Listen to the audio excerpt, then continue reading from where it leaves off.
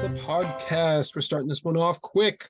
Got nothing much to say. We're all doing good. My skin is doing much better on this healing process. I take another shot in June. And I'm pretty clear. I'm doing really good. So with that, uh let's just start it off. I have stuff to talk about, but you said you have something specific that you wanted to get into. So let's start with yours. Yes. Hello, everybody. Um, Peter had given me a book to highlight my life. Do you remember what the name of the book was? No, I don't remember the title of the book. But it was basically a lot of pages with a lot of questions starting from when I was very young to now. And I thought that was great. And because we've done, I think, 42, 43 videos, I wanted to start off and tell the audience a little bit about Grandpa. I consider me to be the lost generation. You know, everybody forgets about Grandpa. So I'm going to start off uh, from my early days. First of all, I remember when I was in the womb, it was wet, it was hot. I kept kicking. I wanted to get out of there. Oh God. I could not get out for the heck of me. I waited 5 months, 6 months, 7 months. Finally, my mother couldn't take it anymore. She dropped me at 8 months. I was a premature baby. She was so happy to see me. I was a preemie, 5 pounds, 4 ounces. And they were so happy because they didn't think my mother could have any children. And to this day, I always joke around saying that when she was alive, she never had any living children.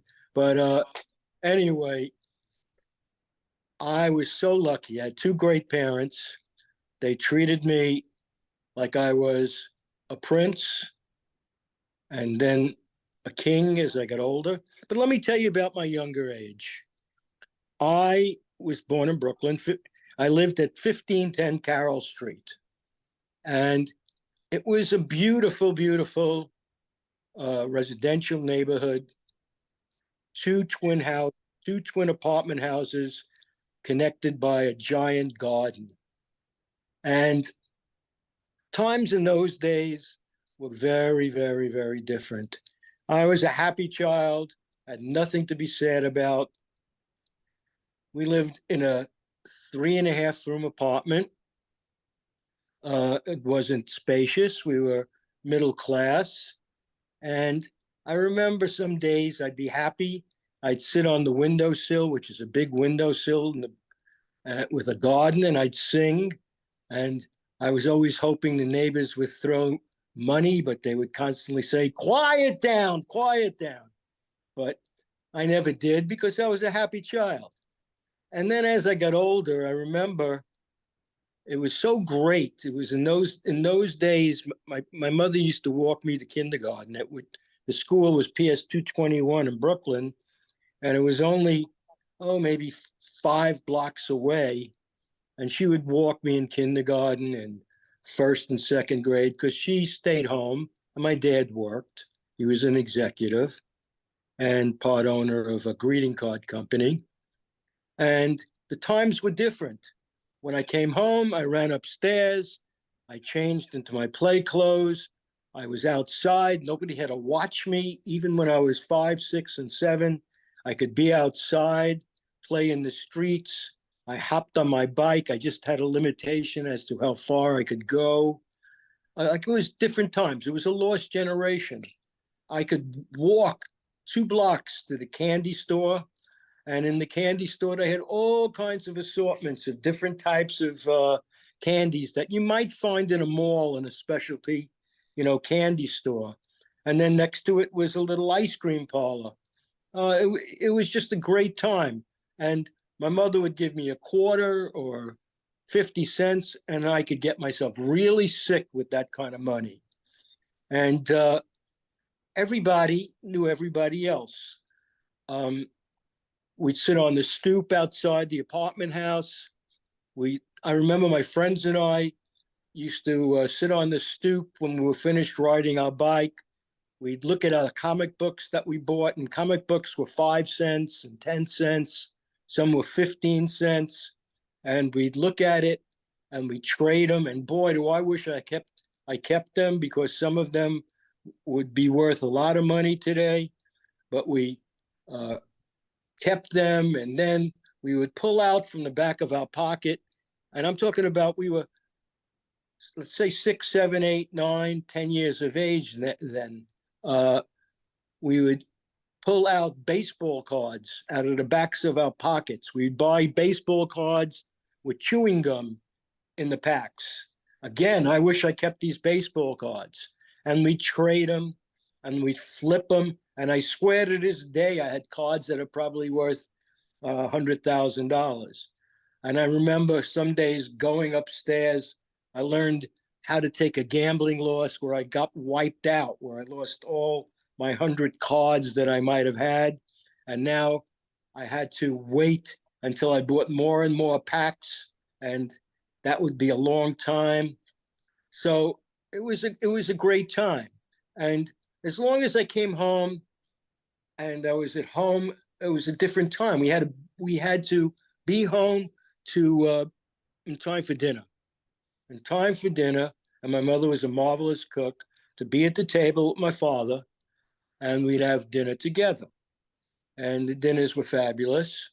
And if it was a non-school night, I'd go outside for a little bit more, meet my friends. And then there were other activities. We'd stay after school, which was like 4 or 5 blocks away, and play in the schoolyard by ourselves. Remember that, by ourselves. Couldn't do that today, I don't think. In fact, I remember when I was 11 or 12, we won the 6th grade softball championship, my class, and I was there till 5 o'clock by myself. Walked home by myself, and we'd go to friends' houses, play basketball. First time I ever saw a basketball, one of my friends had a house. He had a basketball hoop in the back. It was great times. And the best thing was playing punch ball. Punch ball is when you took a pink ball and you hit it with your fist, and you played in the gutter. And if you hit the ball a sewer and a half, you were considered fantastic. And we jump on cars to catch the ball and run into park cars, bang our knees. We'd come up. Our parents would get all upset. We'd have scuffed on our knees, but it was great times. And we played two-hand touch in the gutter. And what we used to do is make the police crazy. We'd close the streets down. The police didn't know we were doing it. We wanted to have a game, so we took some things to blockade the end of the street so cars couldn't come in, and we play in the gutter.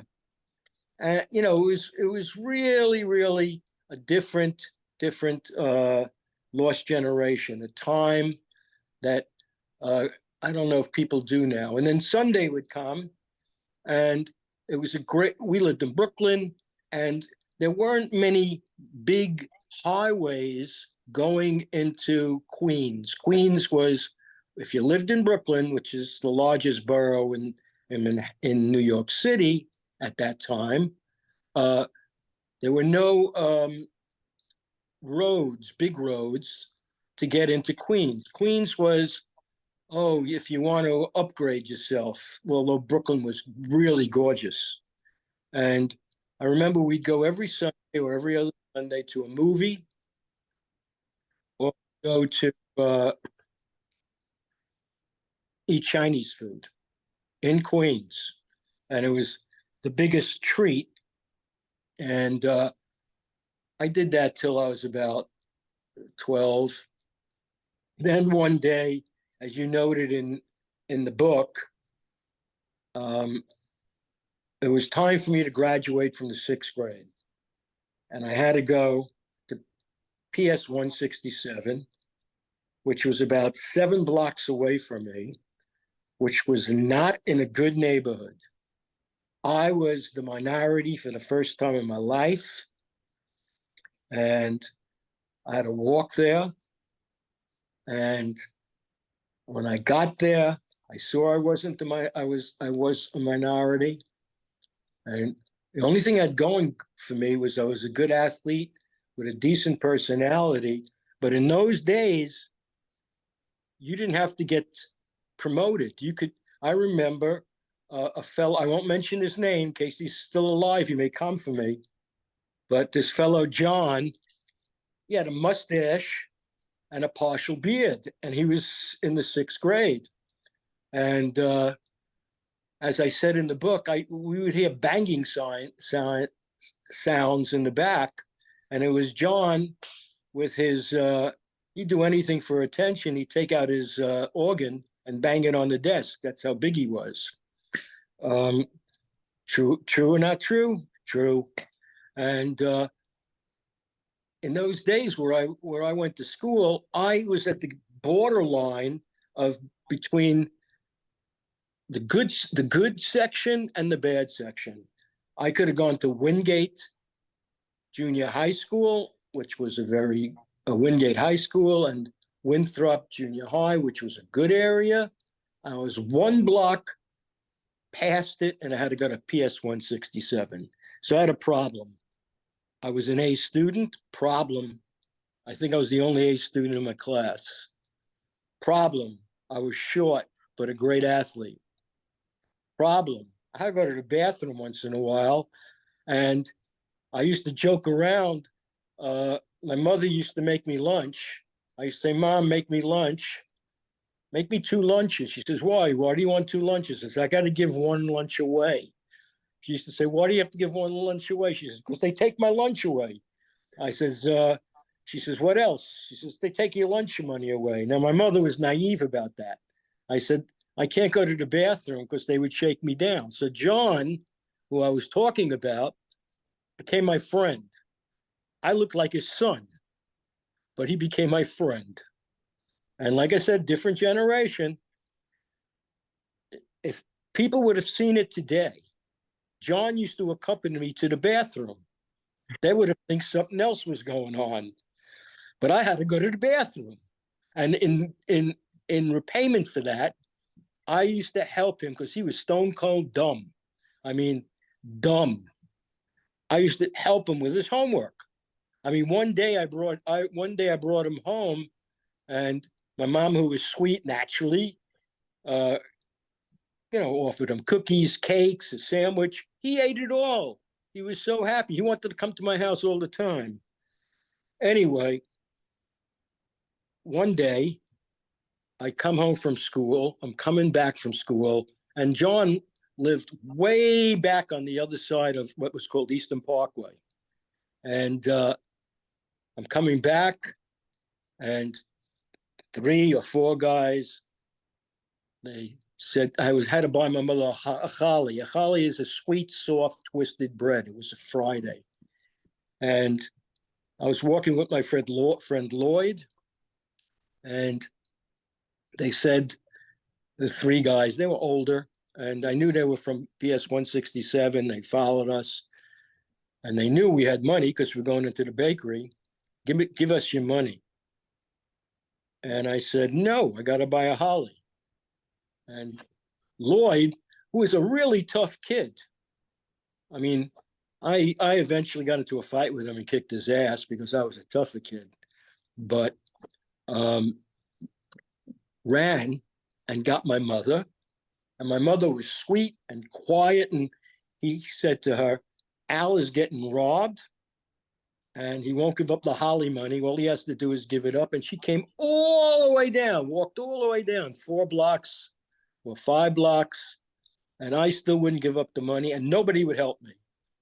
So finally, she chased them away because they saw this beautiful woman come out, and I don't know why they were scared of her. They were pretty big guys. And I had mentioned John. I said, "John is a good friend of mine." Maybe that scared them away, but they ran away. We come home, and my father comes home from a hard day's work, and My mother says to him, Ben, we are moving to Queens, and tells him the story. So that is my first 12 years. I moved to Forest Hills, Queens, and I still was bar mitzvahed in the Brooklyn Jewish Center. And that's part one of the lost generation, where I'm trying to show you the freedom that we had as youngsters growing up in Brooklyn. And today, I I don't know any parent who would let their child who was very, very young walk back and forth from school or play in the streets or blah, blah, blah. Do you have any comments to this, Peter? Of course, I've always got comments. Uh, I think the only time you're going to see parents that are okay with their kids playing in the street is if it's in like a gated community or a very suburban neighborhood. Probably predominantly white, but I'm not going to make that assumption because there's probably other suburban neighborhoods that are much um safer for their kids that aren't white. But I'm making the racial assumption because that's usually what white people will do. But uh yeah, outside of safe suburban neighborhoods, you're probably not going to see kids playing outside in general. Uh, whether it's for safety or because there's a lack of third spaces for children to play at, outside of a playground that's meant for like 10 and under. So if you're above that age, you're probably not at a playground, you're probably at home. Um, yeah. And granted, I mean, if we're talking urban, like New York, metropolis type areas, they're all still doing that. That is still a very common practice where, because what are you going to do, right? Like, you live in an apartment with your kid. Can't keep the kid in a box in a studio apartment with you because your divorced husband is living somewhere else and you've got this kid. You know what I mean? You can't. You got to let him roam. And so, yeah, you still see kids all the time. Uh, they just have, like you had, a certain perimeter. Don't go past whatever street. Don't from this street to that street. Don't go past. Um, but yeah, it is a very different thing. And I think it's forgotten because whether that was forgotten by design or by association to what's occurred, it is forgotten. Yes, I agree. Lost generation. And I had, Lost generation in the sense of growing up. But I don't think you guys are the lost generation in terms of like people forget about your generation. I think your generation is highly spoken about right now, especially in politics and society. But so I don't think you guys are the lost, forgotten generation in the latter half of the years. I think you guys are the forgotten generation in terms of youth and what you grew up with yeah, and the opportunities that were risen for you. And I say you specifically because it was not a time for most people of color. So, yeah, I left out a couple of things. One of the things is I was very fortunate. I think it was like my 10th birthday. My father and mother, for Hanukkah, Christmas, I'm Jewish, but it was like a Hanukkah Christmas thing, bought me a Schwinn Black Phantom truck bike. And it was a heavy duty bike. And I used to take that when I had no limitations where to go. I used to take it all over the place. I used to get on it. It was like my car is today. And today, a kid could not take that bike too far because he'd get bike jacked. I mean, that bike was beautiful and fast. And I think I had that. I think I took it to Queens with me. I had it for a long time. And one of the things that we also did that we couldn't get away with today is because this was two large apartment houses, they had two large basements where people would store baby carriages, they would store bikes, they'd move and they'd leave things there. Um, Something broke, they would leave it there. Well, when we were bored, it was dark as all hell. I mean, The only light we had was during the day. It came through a couple of windows were there, and it was dusty, and it was scary to go down there as a kid. But we'd find broken down carriages, we'd get wheels, we'd get all kinds of things and make racing carts. And then we'd find the largest hill and we build them and we'd race them. And we'd get hurt. I mean, nothing was perfect. If the brakes didn't work, we had to use our sneakers. Then we had to explain to our parents how come our new sneakers had no soles, you know, anymore. But it was a great time, and I'm glad I came out of the womb. Good. I'm glad you did too. Yeah. Yeah. I'd say in terms of making those cars, that's no different than what we do now. We just call them skateboards. You know, you used to build box cars and race them down hills. Now you just buy a skateboard for like 30, 40 bucks, 50 bucks. And you bomb a hill with that, or you get a longboard for like 70. And then you really go. As someone with multiple longboards, you want to go down a hill and you want to go fast and you want to risk your neck, longboard. That Yeah. crap goes. That Yeah. just, woo, it zooms. I love it. I wish I could longboard more. There's just no place where being in where we are, it's all hills. So you either go down the hill once and it's like 2 minutes of joy, or and then you got to climb back up the hill and it's over. Wait till you come to my house, because now it's the equivalent of 6 blocks of blacktop. Oh no, I know by you, but like my boards are here. So I can't bring them over there. The one I have over there is all right, but it's not great. It's a decent board. Um it's shaped like a comet or like a raindrop. It sort of thins out at the tail but gets thicker towards the front. It's all right. It's fine. There's a bit of a science to those kinds of boards as well. You know, you Mhm. need, from my perspective, I prefer longer ones. But anyways, yeah. Yeah. So that whole concept of bombing hills, that's that still goes on. You still got dumb kids risking their necks and burning holes in the soles of their feet for take it so they could take some hills. Absolutely. Yeah. So my question to you, would you have liked to have been part of this age? Uh, that's a very, very loaded question because uh it would have benefited me as a straight white man significantly, and it would have severely given me a boost in a variety of aspects of my life to have been raised in that time. So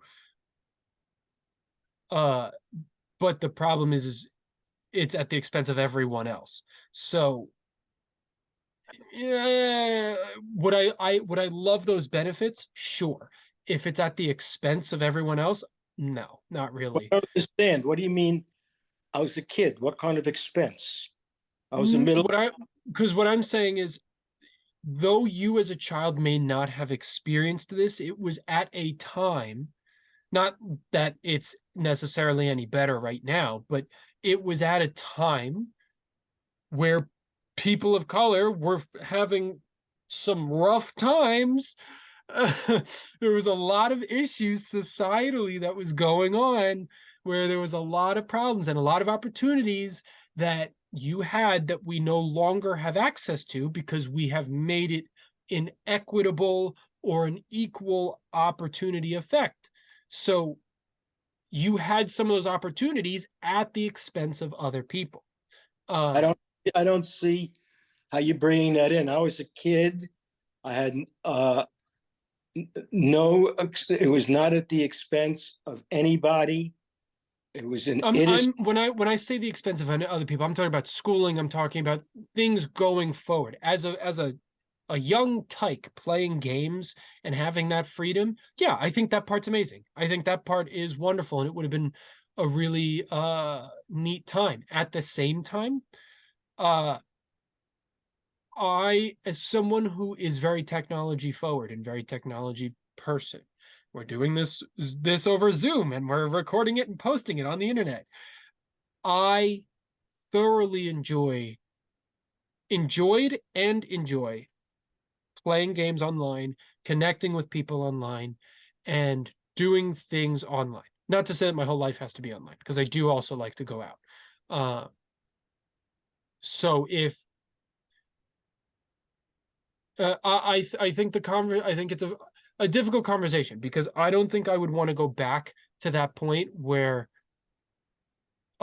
there was no internet, there was no none of that, just so that I could build a box car because I can build a box car now and bomb a hill if I really wanted. So just to Well, have a level of, I guess, not forced camaraderie, but excessive camaraderie, because I think I'm not someone who is a hyper extrovert. I like to do things by myself and alone, but I also like to be with people sometimes. So having the mobility to play games by myself or connect with people by myself online and pace myself or be able to go out and see friends for a day in the modern time, in my opinion, is great.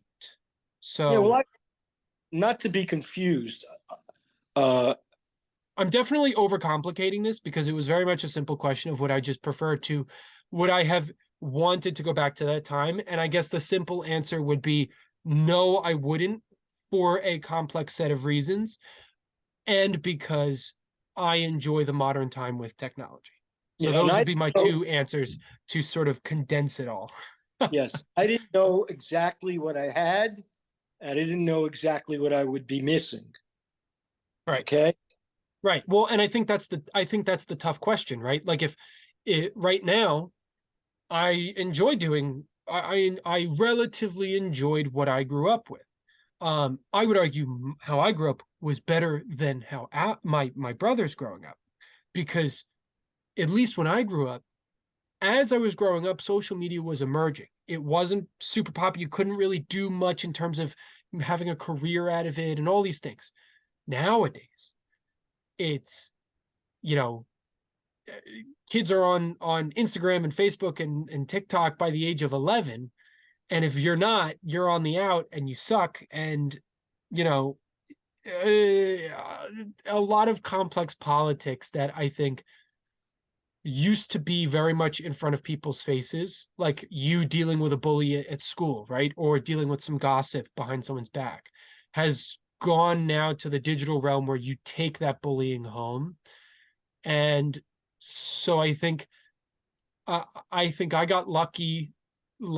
I think I enjoyed my youth because I watched the sort of outdoorsy essence die off as I got older, but I still got to experience some of it versus my brother really doesn't. Not just him, but like his generation. Um, Okay. so So, yeah, so this is my part one. Part two will come in the future where I'm 13, let's say through 18, and I'm in Queens. yeah, And and then we'll go 18 to 25. well, I don't know if I want to get in there. I don't know if I want to pose myself, All right, but well then we'll keep it at youth. We'll go to 18. yeah, but we don't know because it was a culture shock when I got to Queens. But I might talk about that later because, like you just said, um, technology, uh, when I started to be around 18, was starting to introduce itself. Because remember, I'm talking about I was born in 44, so I just talked about through the late 50s. Right. You know, okay, so you got a little background as to Grandpa before he crooks. You know what his early life was like, and you want to pick it up from there, Peter, with your Yeah, topic. we can go into it.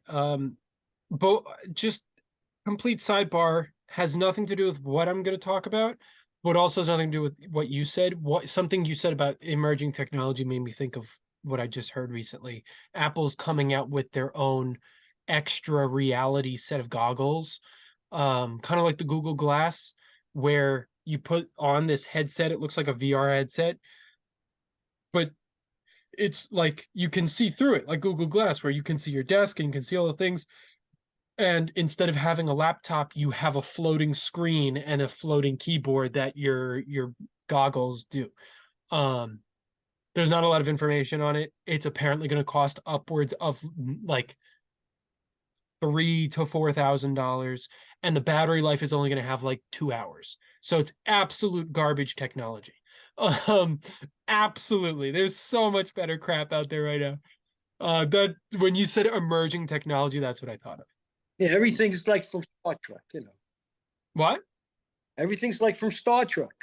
Oh, well, slowly. Yeah, we still don't have beam me up, Scotty, though. I'm looking for that. That's what I want. I want to be able to teleport. Yeah, me too. You know what? I believe they have it, but they just don't want to use it. You know. Well, yeah, because how else would they sell cars That's right. and trains? Right, and I agree.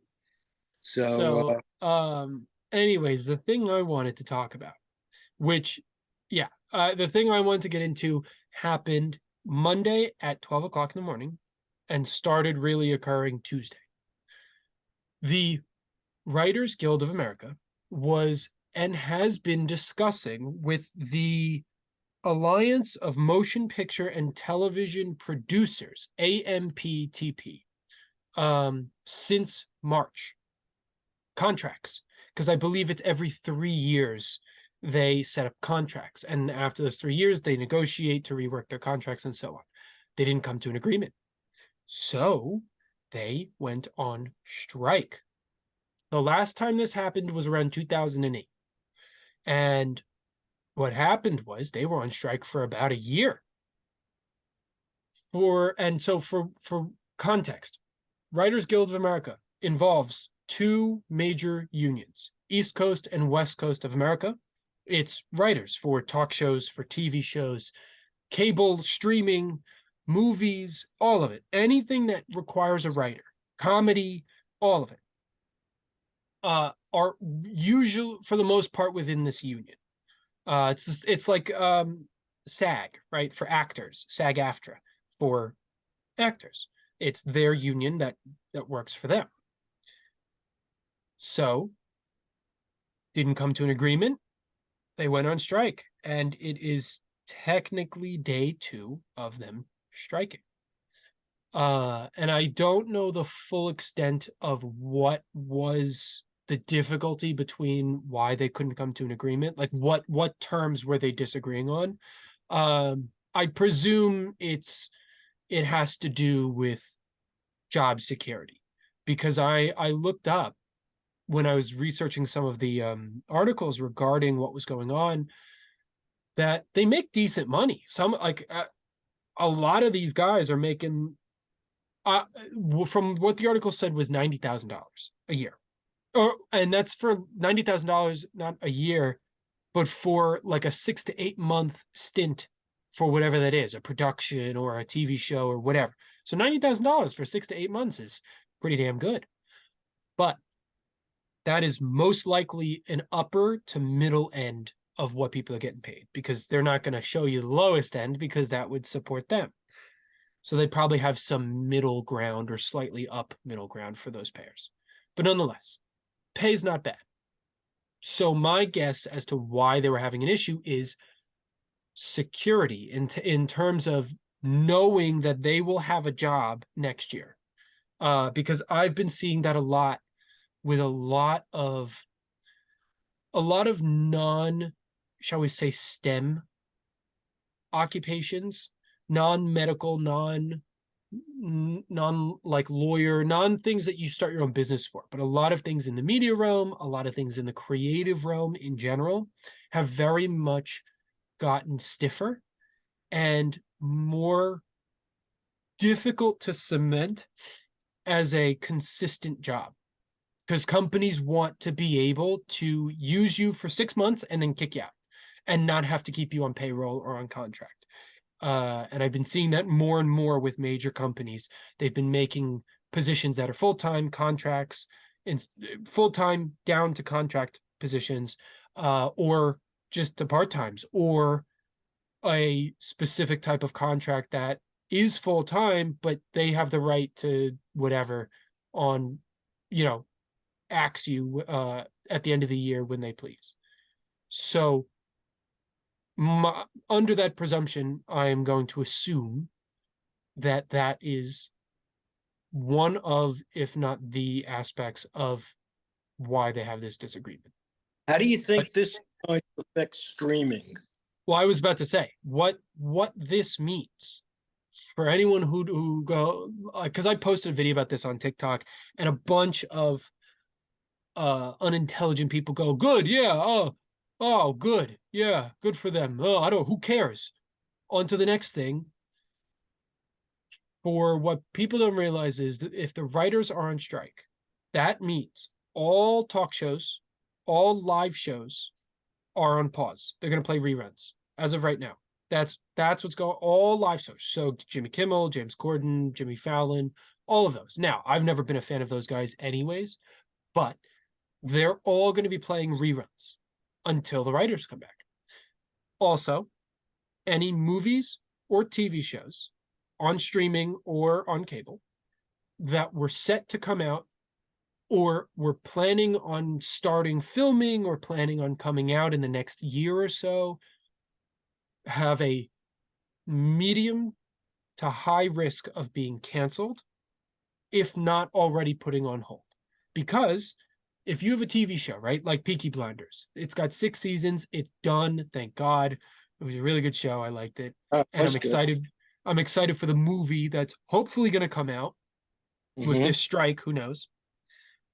But if you have a TV show like Peaky Blinders, where you're 3 seasons in or 2 seasons in, and you've got plans for 4 and 5 and 6 seasons, and you're filming the next season, you need the writers there.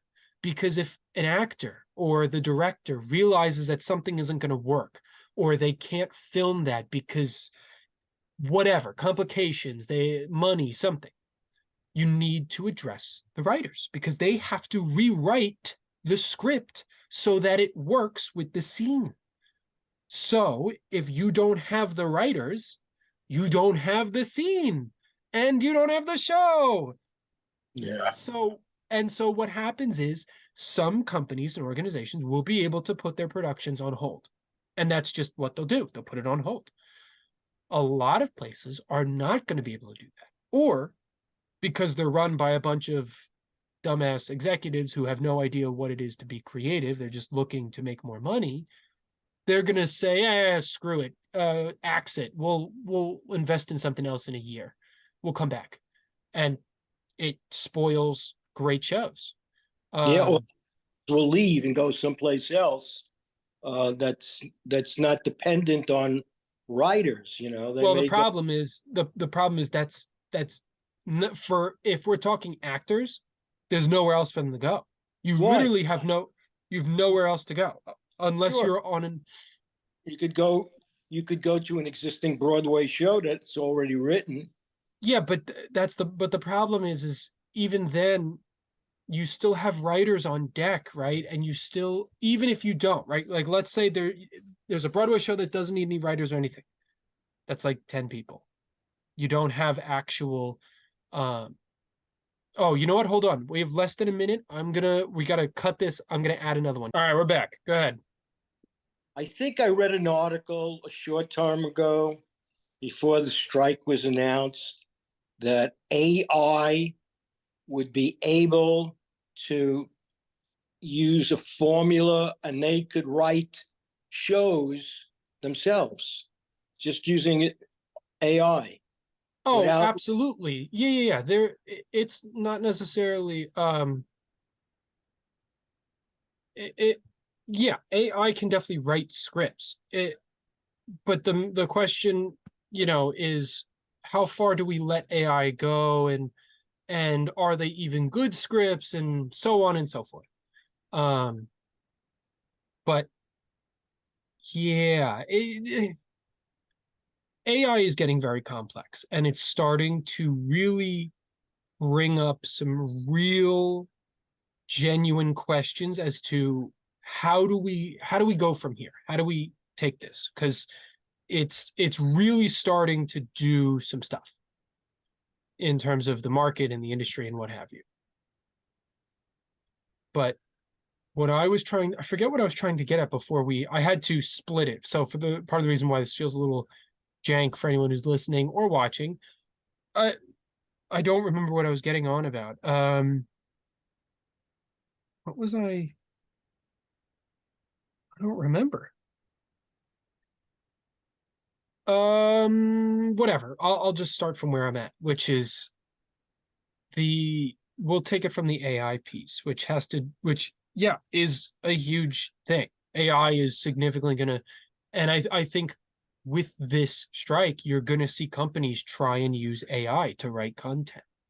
Uh, and we have to see, I guess. I don't know. I don't know how that's gonna work. I don't know how well it's gonna work or how poor, because if it works super well, you can guarantee a lot of writers are going to get kicked out and only the super best ones are going to be there. But one thing that happened in 2008 that we're probably going to see a resurgence of is reality TV shows. Apparently, 2008, when that happened, that strike, a crapload of reality TV shows got greenlit and thrown on because reality TV shows don't need a writer.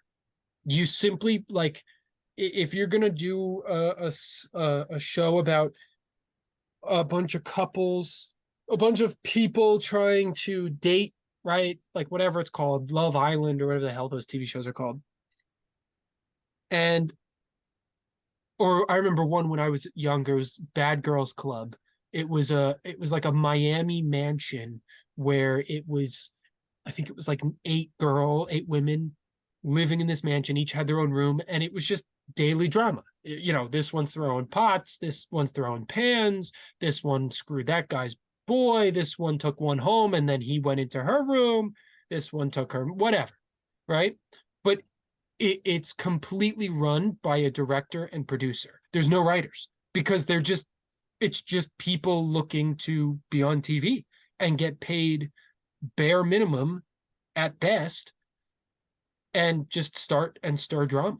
So what we may see is a resurgence of reality styled content, whether that's reality drama, TV shows like that, whether it's almost vlog style like YouTube, right? But on a bigger production set, or something to that effect. So I'd say we can expect that. But the thing we were going, I just remembered it. We talk about, well, why don't actors go to New York and work on already established Broadway shows? There's only so many shows that there's only so many shows. And Yep. with the thousands and thousands of actors, not everyone's going to make it. On top of that, there's already a massive demographic of New York, Chicago, and LA Broadway actors and stage actors. If all of a sudden all these film guys come there, that's going to completely cripple everything. And also the additional factor that for the acting for films is completely different than acting on stage. Acting on stage requires a very, very different style and awareness of acting. You cannot take what you've learned on stage, and you cannot take what you've learned on stage and apply it to movies and vice versa. Because with movies, you can retake, you can do it again, you can screw up, and it's like bits at a time. And you've got good lighting and you've got all these different things, and they can cheat, and you can do ADR after, like voiceover later on if it's screwed up. On stage, you get one shot every night. And if you fuck up, that's it. Everyone saw you screw up. You're done. You got to get it right. You have to memorize an entire 2-hour play worth of dialogue and movement and blocking and costume changes and locations and everything. And you have to do that consistently. And it gets easier as the more you do it. But you got to memorize all that. And you got to get it down and you got to make it believable. And then if you're doing Broadway, musicals, you gotta sing and dance on top of all that. Hell no. Hell no. A movie actor who's never done stage in his life? Absolutely not. Absolutely not. So no, the actors don't have much else place to go. So what's going to happen is they're going to have to get another job doing something else. And that's even for people who have good careers, right? Like even actors who haven't needed to supplement their work for years are going to have to supplement with something new because they're going to be out of work for possibly a year indefinitely. And that's where putting on hold some of these productions, they will still get paid, and then or not, right? But if they don't, or if they cancel and put a show on the chopping block, it's game over. Show's canceled. So Yeah. it is a huge, huge, huge deal. And I think there's a ton of people who love to make the argument of, oh, who cares? TV hasn't been good in 20 years, whatever, all this crap. That's fine. If that's what you believe, I guarantee you, though, they're going home that night and watching cable television. And I guarantee you they're going home that night and watching something on Netflix or on YouTube, right? Something. Creatives are important, especially when it comes to viewing content. Creatives are very important. And these people who love to have some sort of hierarchical belief system that they're above these creatives because they get to do something that seems fun and get paid for it it's just a very two-dimensional way of thinking. So I guess we'll be watching a lot of dub shows and a lot of stuff from Bollywood and things like that, which isn't too bad either. I'm starting to enjoy some Bollywood these days. well, yeah, I mean that's the other thing. I think what it'll do is there's going to be a lot of old content that people are going to start watching. A lot of, shows that people have been looking to get into on Netflix that they'll now get into because there's just going to be nothing. There's going to be no live shows on cable. There's going to be no new shows coming out unless they've already been like the shows that have already been finished that are just set to come out in the next year or so, right? Movies like Dune 2 that's coming out or Barbie and things like that. Those are already done. They've been done for a year and a half, 2 years. But the ones that are in production that are supposed to come out next year or the year after. Yeah. Yeah, Yeah. a lot of stuff has been in storage, uh, so they'll be used. But you know, I when I watch a series on Netflix or one of the streaming channels, I like to um, make sure that the season has been completed, um, so that they one don't cancel it in the middle and I waste my time watching it.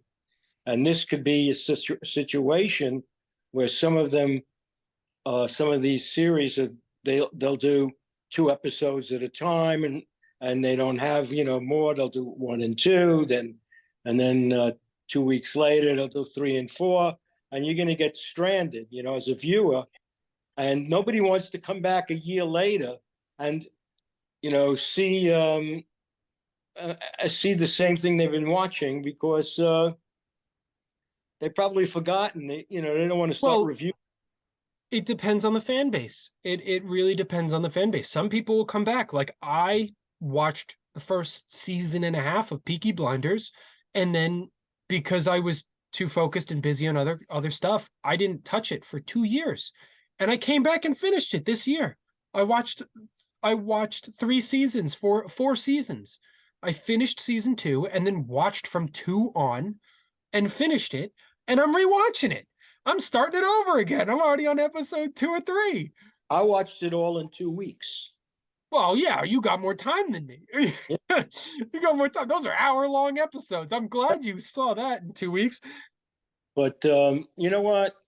Um, Maybe during this time that the writers are on strike, uh, if they're smart, uh, in their spare time, because they'll probably have to get other jobs, they'll develop something. They'll still do some writing and develop something good rather than spur of the moment crap that's been hitting these, the services, the screen services, you know, where they're told we want this to be done in a certain amount of time. Maybe they'll be able to write some more quality stuff while they're out of work. I hope they're not going to be out of work too long. But then again, they may not have the time. I don't know. But where it's going to affect most people, most actors who are really, really level A actors who have been getting paid good money all through the years and managed their money properly. They probably have a bank which to draw from, whereas second level actors or struggling actors are going to have a problem getting through a year of a writer's strike.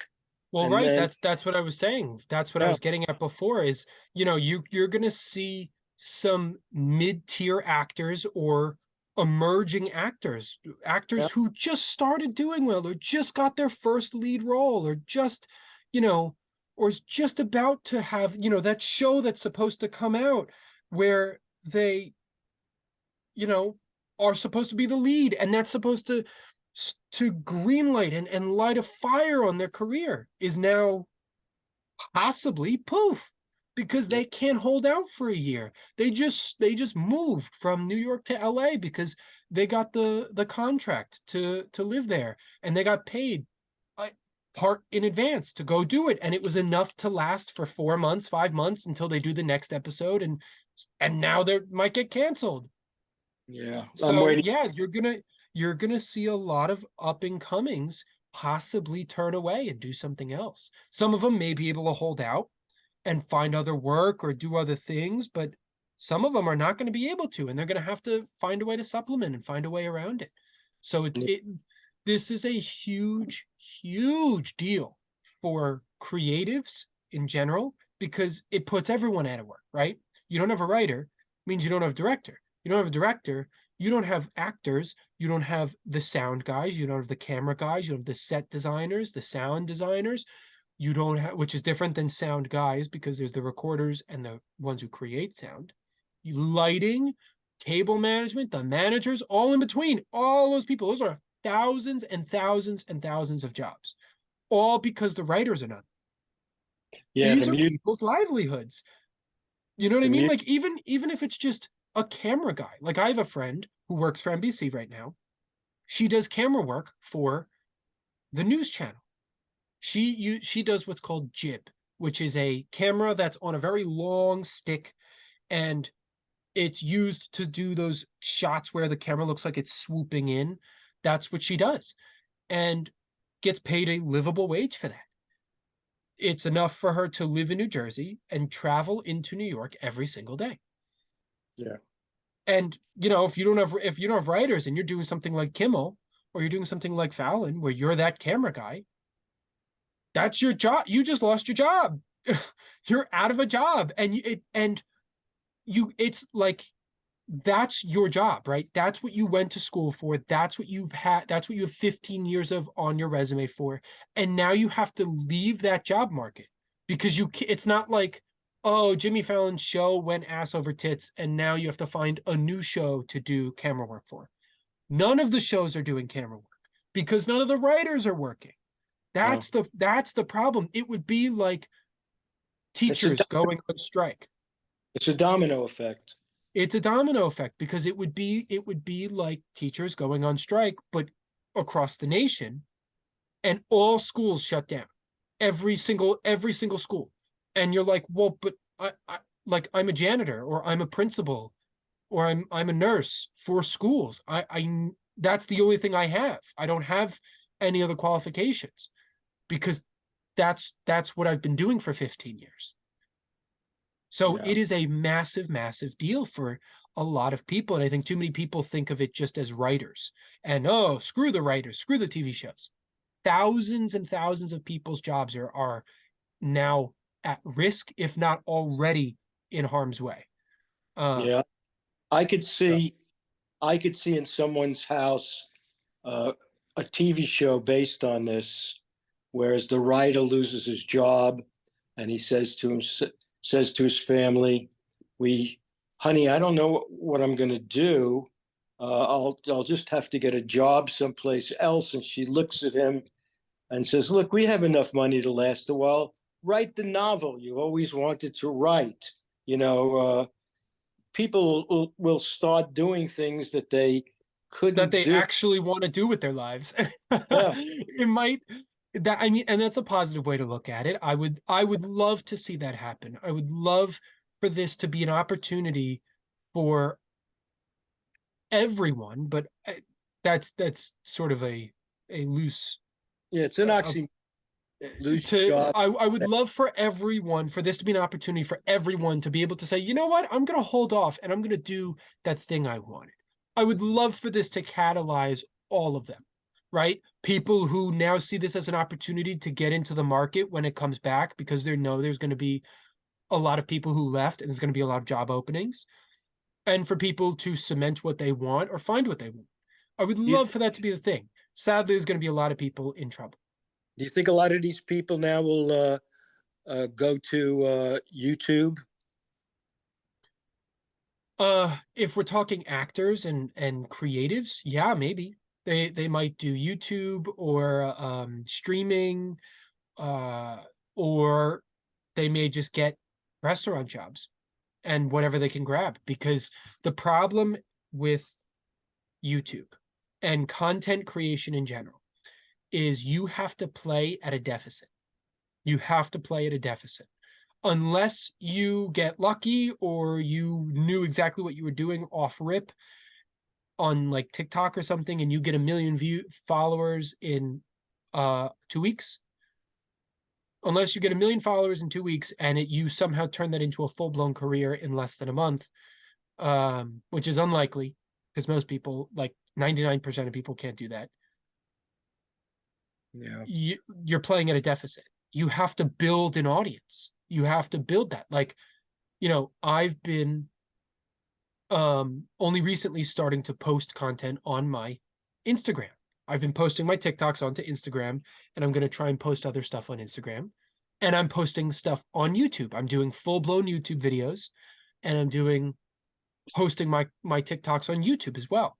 I have 82 subscribers on YouTube, but that's because I've been posting consistently for the past month, right? And I'm only getting a couple of views on the YouTube videos because they're long form, but the TikTok, the YouTube shorts are doing well, 1,000 views or whatever. Great, but none of that makes me money. None. That's all for fun right now, right? That's all for just in my free time. YouTube, Instagram, same thing. I may get 100 followers every 3 days, right? But that doesn't. I'm still only at 3,700 followers. I can't make money off of that. There's nothing that I can do to even leverage money off of that. So I have to just keep, like, you either keep going with the time you have or you find something else. But Or you could ask for donations.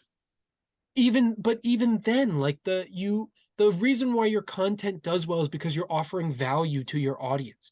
If you are if you don't have an audience and you're asking for money, the people that are going to come to you are going to leave immediately because you're not adding value in terms of content. Why would Yeah, someone sit and watch you have a 5-minute YouTube video where you beg and plead about the money you need? yeah, Millions I of got. people need money. So, you know, unless you make a viral TikTok that moves 3 million people, maybe, yeah, you can get some money out of that. But even then, you have to hope that you made the video in lieu of the algorithm, because if the video doesn't do a certain thing or you say certain things, it may affect the video and so on and so forth. So nonetheless, So how yeah, long is there. it going to last? What was that? How long do you think the strike will last? Um, I think uh, I don't think it's going to last a year, but I don't think it's going to be like I think we're looking at a minimum of Christmas. So I Wow. don't I I think a minimum of Christmas, because I think what's going to happen is, especially with AI going on right now, companies are going to try and threaten to use AI instead of writers. And that's going to prolong everything even further, because these major companies, they want the cheapest deal possible. Of course, right? Because they're why would we ever do anything in good faith? Companies want cheapest deal possible so that they can line their pockets and buy a third yacht.